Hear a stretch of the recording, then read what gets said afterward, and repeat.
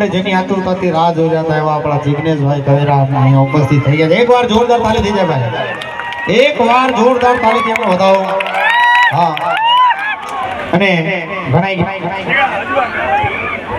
એટલે ટૂંક સમયમાં આપણા પ્રોગ્રામની શરૂઆત થશે ત્યારે બોલ શ્રી જરિયાવીર દાદાની, ચામુંડ માતની, ખોડિયાર માતની. અને આપણે હિતેશભાઈ